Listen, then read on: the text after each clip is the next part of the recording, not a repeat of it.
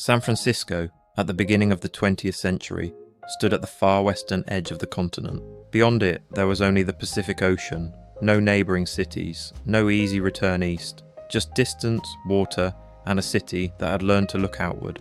By 1900, it had become one of the most important cities in the United States, built quickly, shaped by trade, and still carried forward by the momentum of the gold rush.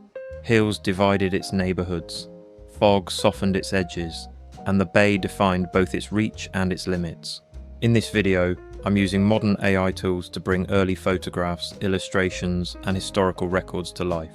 At the turn of the century, the bay was San Francisco's only connection to the outside world. San Francisco did not have bridges crossing the bay, and it did not have tunnels beneath it.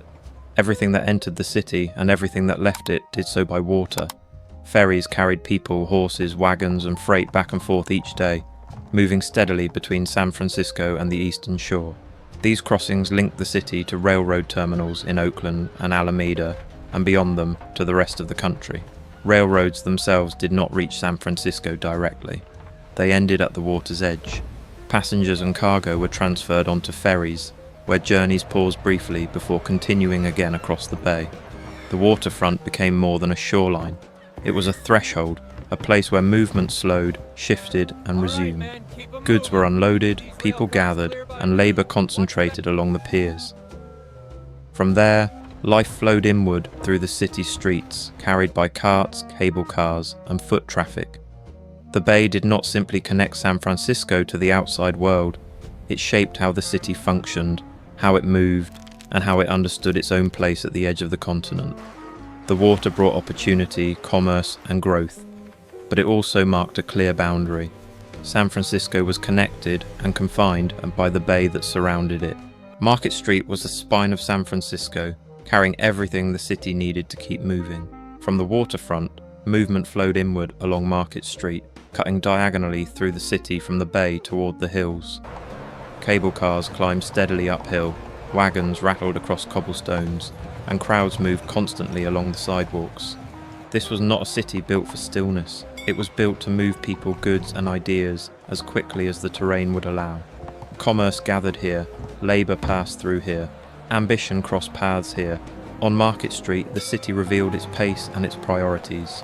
The streets were loud, crowded, and dense, but they followed a rhythm everyone seemed to understand. Pedestrians stepped aside for wagons. Cable cars rang their bells. Horses knew the routes by memory. Even away from Market Street, side streets pulsed with activity. Shops opened early, deliveries arrived by hand. Entire neighbourhoods depended on the steady flow of movement that never fully stopped. San Francisco did not slow down. It adapted, climbed, and pushed forward, carrying its momentum uphill and outward. This constant motion gave the city confidence. It felt alive, capable, and unstoppable, a place certain of its own direction. As San Francisco grew, not every neighbourhood expanded in the same way. Some areas spread outward, others were pressed inward. In the northern part of the city, Chinatown became one of the most densely populated districts in the United States. Buildings were crowded together, streets were narrow, and daily life unfolded in close quarters. This density was not accidental. It was shaped by laws, restrictions, and social boundaries that limited where Chinese residents could live and work. Entire communities were compressed into a small area of the city, even as San Francisco continued to grow around them. Within these narrow streets, life carried on with remarkable resilience. Shops opened early, goods were moved by hand, families lived above businesses, and neighbours shared space out of necessity rather than choice. Movement here followed different rhythms. The streets were tighter, the crowds were closer, every inch of space mattered.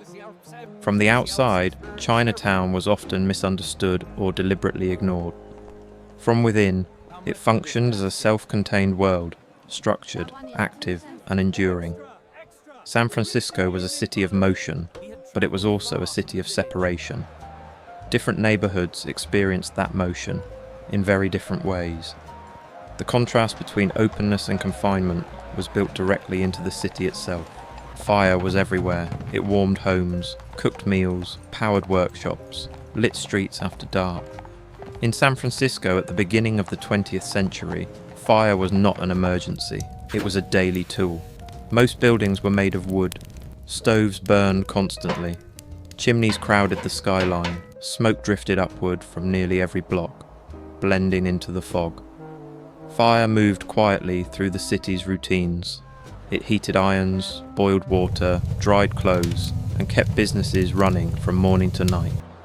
Buckets of ash sat beside doorways. Firewood was stacked along walls. Tools were always within reach. The risk was understood, but it was accepted. This was a city built quickly, and fire was woven into how it functioned.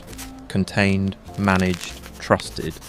People lived close together, structures shared walls. One flame could warm many rooms. Most days, it never became more than that.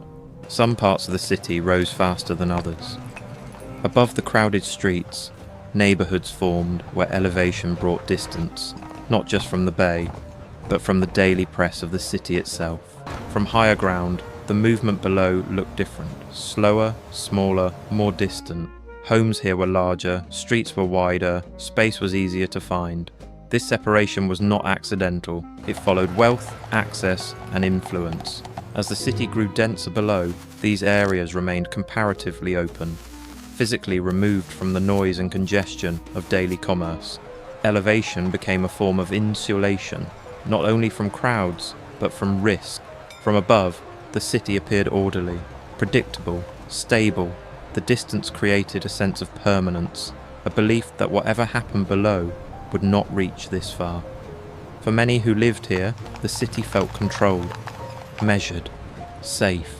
That sense of distance shaped how the city understood itself.